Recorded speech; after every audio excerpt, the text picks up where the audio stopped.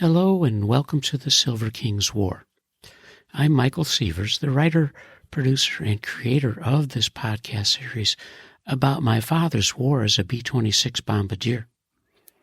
Today we will conclude Stanley's transition from soldier to civilian. It's October of 1945. Stanley has completed his separation process from the Air Corps active duty service. He will ride a train to Birmingham for a family reunion and grand celebrations. The family's war hero and favorite son will bask in good wishes and Ida Mae's home cooking. The extended Silverfield business family was anxious to help Stanley decide that his future was in Birmingham with their burgeoning scrap steel empire. But as you know, our hero had other ideas. Now consider the context for the king's opportunities. His apparent choices were two family businesses, steel in Birmingham or cardboard in Chicago.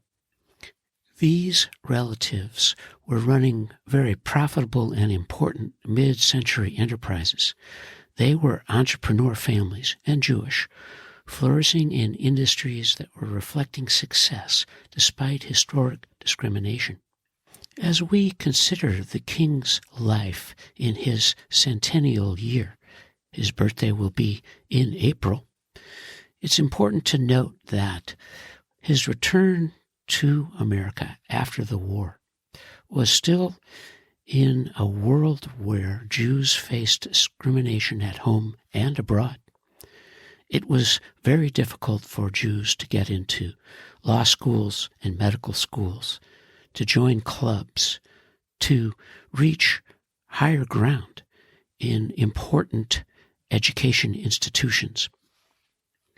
And so Jews throughout North America built their own empires. They built country clubs and social clubs. They built enterprises that were booming throughout the rest of the century. The Silver King, of course, had an important third option, which was the new GI Bill. Veterans were returning home with benefits and resources through new federal legislation signed by FDR in 1944, all to support their futures.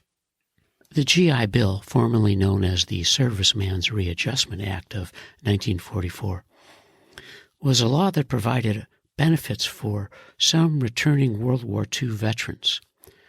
The original bill expired in 1956. But the term GI Bill is used today to refer to programs created to assist veterans throughout the United States. The original bill was designed and passed through Congress in 1944 in a bipartisan effort led by the American Legion that wanted to reward practically all wartime veterans. Since the First World War, the Legion had been in the forefront of lobbying Congress for generous benefits for war veterans. Roosevelt, by contrast, wanted a much smaller program that focused on poor people regardless of service. FDR's original push was to create a situation, an environment where everyone had satisfactory employment, but not necessarily educational opportunities. His view changed in the fall of 1944 when his special representative to the European Theater of Operations, Anna M. Rosenberg, returned with a report on the GI's post-war expectations. Through her hundreds of interviews with servicemen then fighting in France, it was clear they wanted educational opportunities previously unavailable to them. The final legislation provided immediate financial rewards for practically all World War II veterans, and thereby avoiding the highly disputed postponed life insurance policy payout for World War I veterans that had caused political turmoil in the 20s and 30s. Benefits included low-cost mortgages, low-interest loans to start a business or farm, 1 year of unemployment compensation, and dedicated payments of tuition and living expenses to attend high school, college, or vocational school. These benefits were available to all veterans who had been on active duty during the war years for at least 90 days and had not been dishonorably discharged. By 1956, 7.8 million veterans had used the GI Bill and its benefits. 2.2 million attended colleges or universities, and an additional 5.6 million enrolled in vocational training programs. You know, as faithful followers of our hero, the Silver King, that throughout Stanley's years at war and all his writing, he never really wrote about college and a return to complete his education. He had 1 year of school at the University of Illinois before he joined the Enlisted Reserve Corps. And, of course, his 3 years in the Air Corps provided advanced technology training and operations that served him well, helped him live and return home. And these, of course, would offer immediate advantages if he wanted to earn a college degree.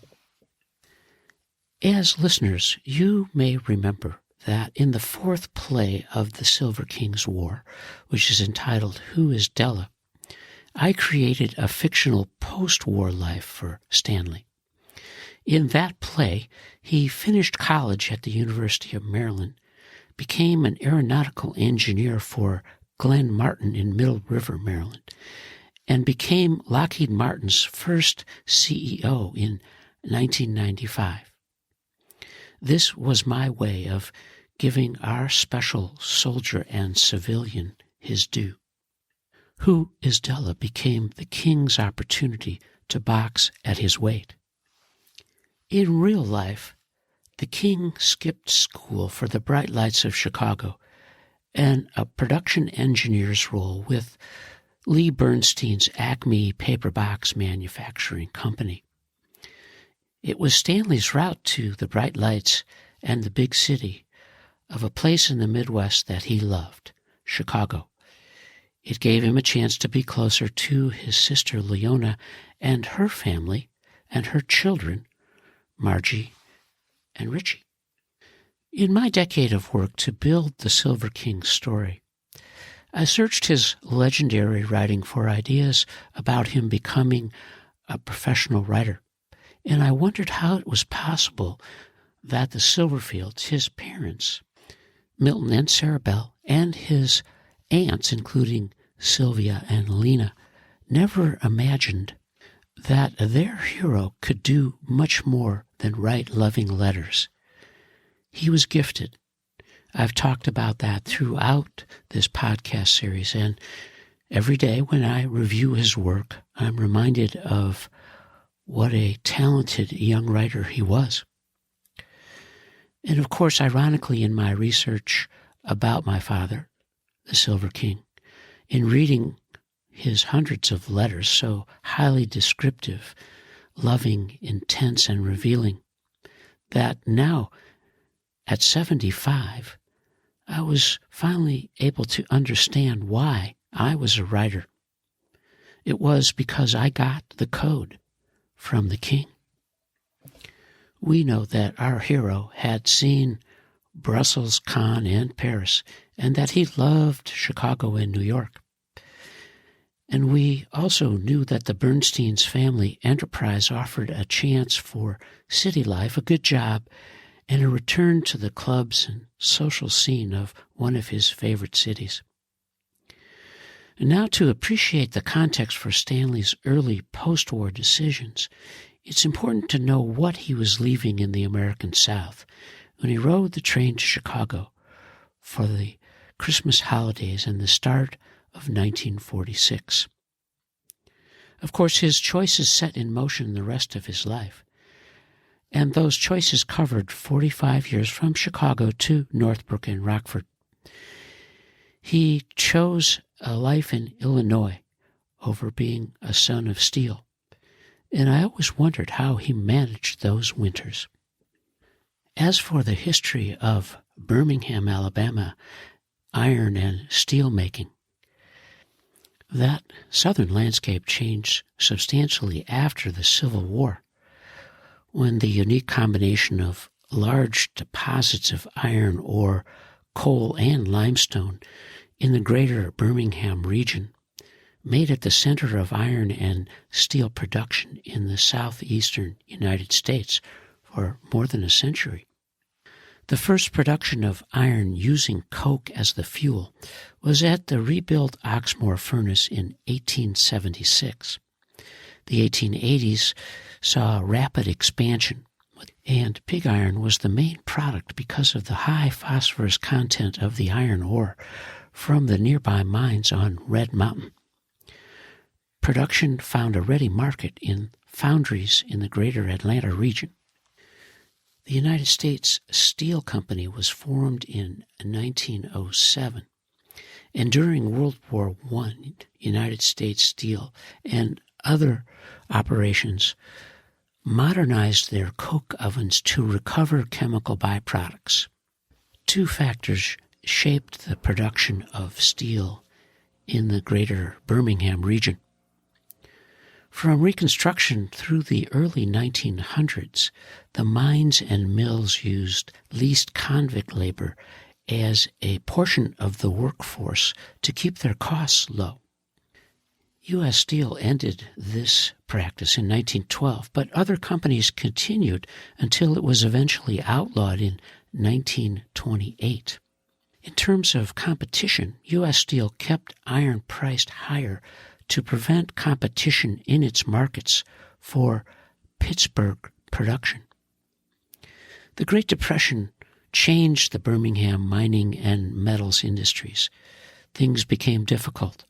Production dropped, and what had largely been a non-union workforce began to organize. And World War II brought the industry out of its slump. U.S. Steel built a new blast furnace at Fairfield, and the plant became a fully integrated steel mill. United States Pipe and Foundry Company bought the Sloss Sheffield operations from Allied Chemical and developed large new blast furnaces. The industry reached its peak in the 1950s with over 45,000 workers, and then things began to change during the post-war years when competition from around the world offered new products and new prices from Asia and Germany. By the 1970s, the steel industry had trouble facing the future. Its infrastructure was getting old and the competition was growing. A number of operations went out of business. Only U.S. Steel survived through its Fairfield works, but in 2006, the plant had one blast furnace and 3 basic oxygen furnaces manned by 2,000 employees. The Fairfield Works furnace was dismantled in 2017. The context for Stanley's steel decision, his choice to leave Birmingham, was complicated because the post-war years were booming times in many industries. In 1976, Vintage Books, which was a division of Random House in New York, published a book entitled America in Our Time by Godfrey Hodgson. Hodgson's writings reviewed the years in America from the shape of the Second World War to the years of Richard Nixon. His second chapter was titled simply The 1940s. And he wrote, "A few examples illustrate the margin of American predominance. In 1945, most continental Europeans were living on fewer than 1,500 calories a day. In Asia, it was estimated that 400 million people faced starvation. The average American was consuming almost 3,500 calories a day. And obesity was beginning to be regarded as a public health problem, and food surpluses were becoming burdensome. Steel, then, was regarded as the key indicator of industrial development. The German and Japanese steel industries had been reduced to rubble in 1945, and those of Britain, the Soviet Union, and northwestern Europe had been crippled by years of war damage and capital shortage. The U.S. steel industry at the same time had expanded its production from an average of 22 million tons a year in the Depression years of 1931 to 35 to 90 million tons by 1944. In 1947, with post-war recovery underway everywhere, the United States produced about 1/2 of the world's manufactures, 57% of its steel, 43% of its electricity, and 62% of its oil. It owned 3/4 of the world's automobiles and was improving on that show by manufacturing well over 80% of the new cars built in the world that year. The American lead was greatest in precisely those industries which contributed to the power to wage modern war: aviation, chemical engineering, electronics, and there was no immediate reason to suppose that this would change. After 4 years of war boom, American industry, and only American industry, had money to spend on new plant, new processes, higher production for the individual worker, larger scale and therefore, in theory, more economical production facilities, and research and development. The curve of the gross national product sums up this sudden surge in economic power. In 1929, the last year of boom, it had reached $103 billion, but by 1933 it had slumped to barely more than half that figure, $55 billion. By 1940, it had managed only to climb painfully back to just below the 1929 level, and it stood at $99.7 billion. In 1945, it had passed $210 billion, and it never looked back. In the late 1940s, the average American enjoyed an income about 15 times greater than that of the average foreigner. Stanley's decision to leave the South and steal for life in the Midwest and the big city of Chicago was shaped by his experience as a veteran of the war. He was 22, ready to explore life as an up-and-coming adult, and of course, leave all the issues of family life behind. He didn't want to face negotiating with his mother throughout his rising adulthood about how his life would look and who he might marry and what all those years tumbling down might be. He made that holiday train ride to Chicago, complete in the knowledge that the family would do well, that their fortunes were rising, that the steel industry was peaking, as was the paperbox manufacturing world, and the opportunities that might form in 1946 with Acme and the world of the Bernsteins.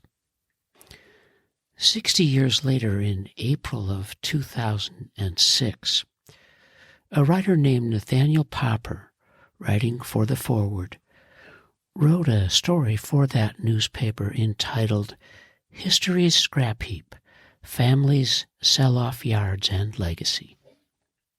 From Las Vegas, Nevada, he wrote, "When Barry Crute and his brother signed away the deed to their family scrap metal yard last month, they joined a new Jewish exodus. Like many other scrap metal businesses in America, K&F Industries got started when a relative, in this case Barry's grandfather, came from a Polish shtetl to small-town America.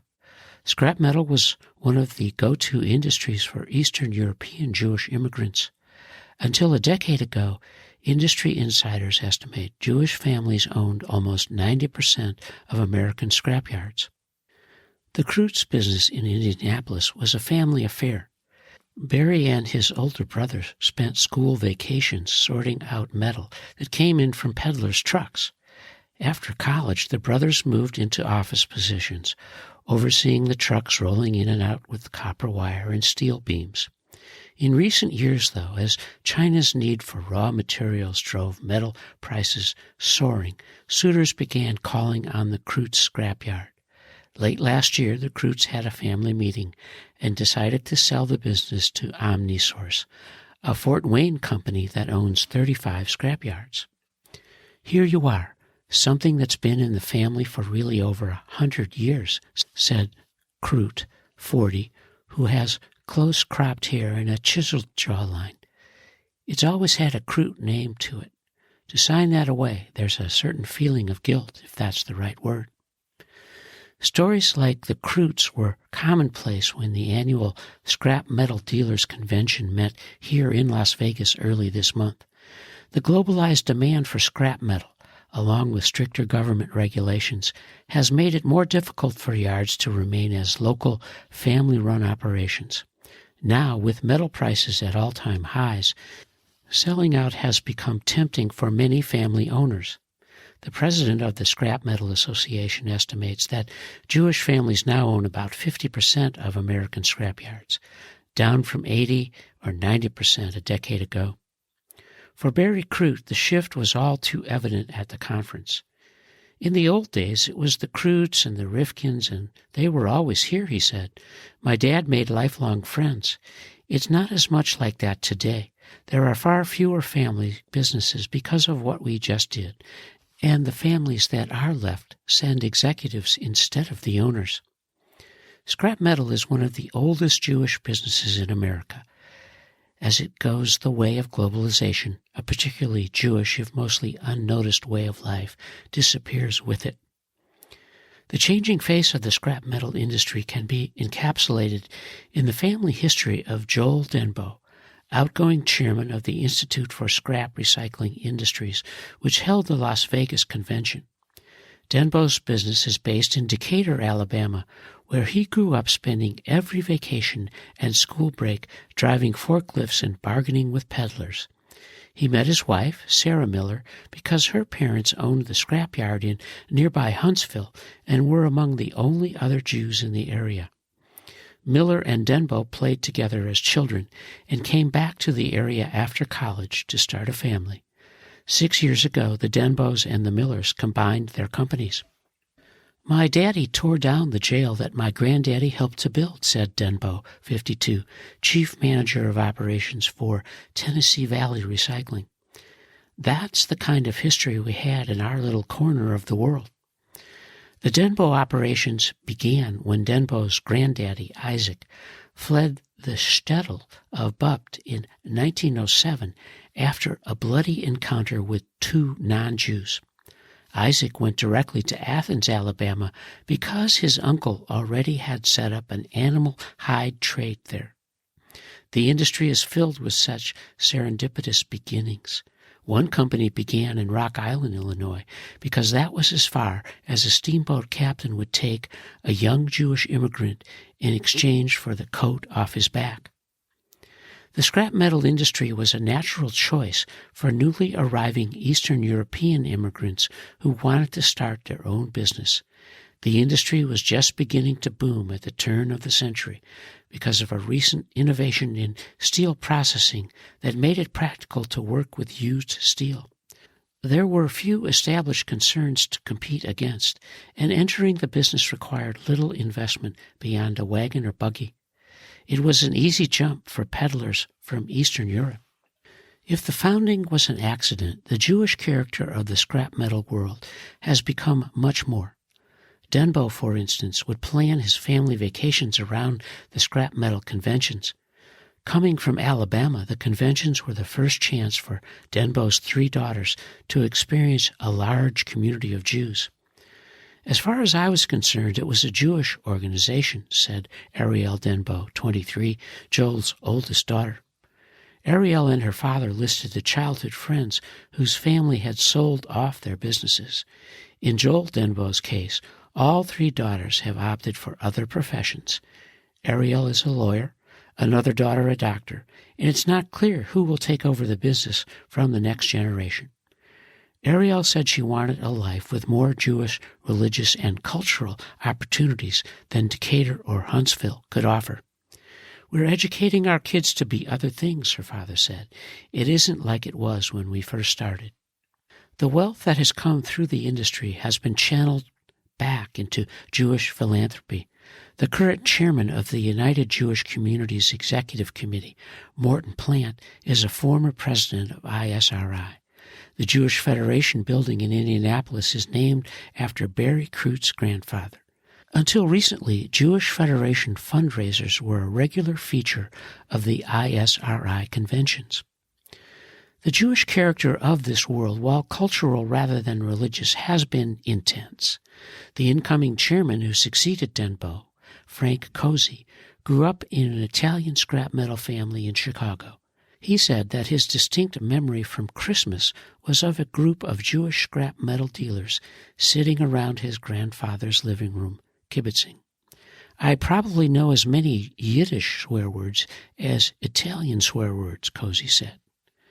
In part because of the cohesion of the old families, and in part because of its hands-on nature, the scrap metal industry has resisted consolidation longer than many American industries.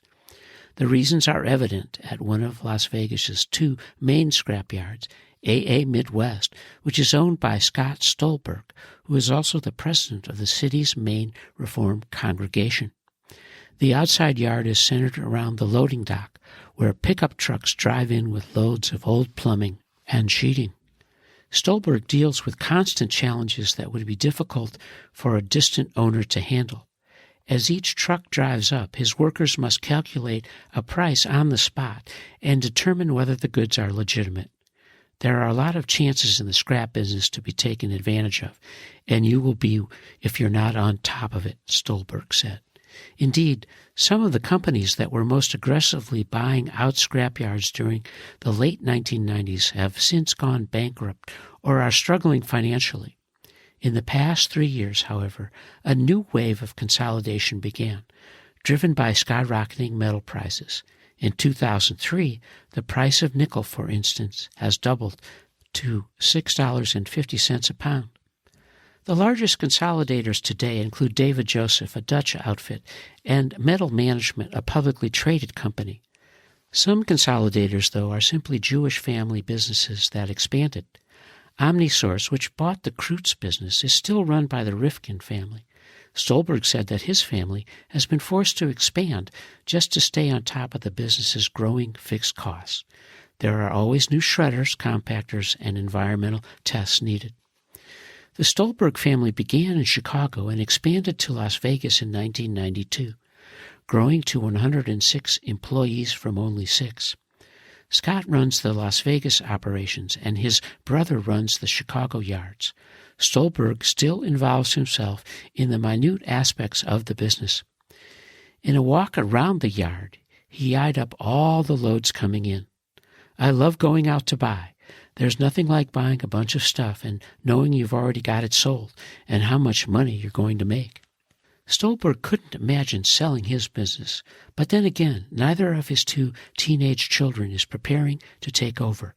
Where Stolberg spent every vacation at the scrapyard, sorting rods and pistons, his son has Little League and drum lessons and Hebrew school.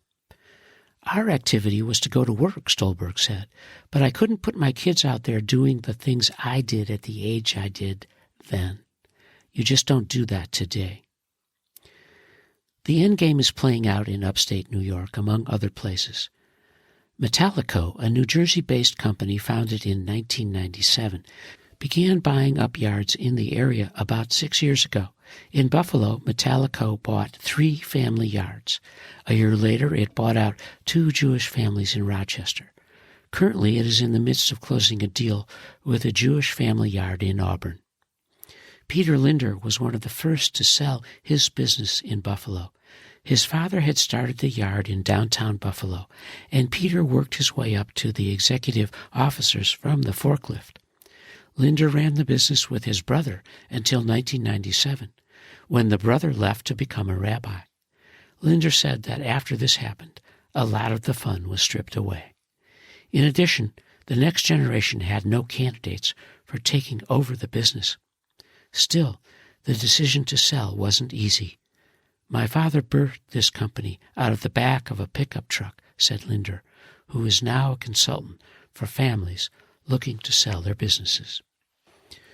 My steel history research about the Silver King's family history and his opportunities. And closing this episode with Nathaniel Popper's excellent writing about the scrap industry and the legacies that it held, gave me a chance to reflect on how the world of steel has touched my life. It began, of course, while being a silverfield. The family was prospering in Birmingham, and of course we had a chance to visit with Milton and Sarah over the years. Then Stanley's post-war life, which began in Chicago at the end of 1945, meant that in 1946 he would marry Shirley June Gordon in June of that year.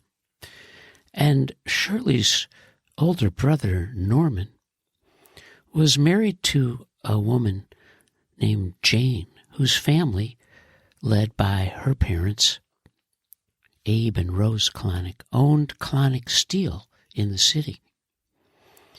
And then, of course, the Silverfields became the Sievers when we moved to Rockford in 1960. And the family that welcomed us to that industrial community were the Bears, and they were a well-known and historic steel scrap operation in that city. And down the line, and decades later, I was managing a project for waste management in Portland. We were in a competition to build and operate a material recovery facility in the city. The competition was based on the need to replace a landfill, St. John's, which was closing in North Portland. The politics of that entire process meant that Waste Management had to sell the project to Schnitzer Steel Industries, a historic steel operation that was based in Portland.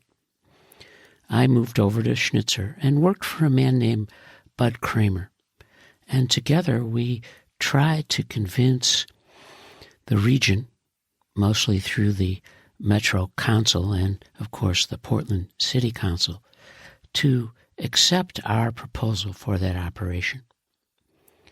We didn't win it, but I enjoyed my time working for Bud, learned more about the modern recovery of scrap steel, and went on to appreciate the region for its industrial history. Now, 33 years after that opportunity, in 2023, we're reviewing the transition of the Silver King's move from being a soldier in World War II to being a civilian in the Midwest and pursuing a post-war life. And you are listening to the Silver King's War.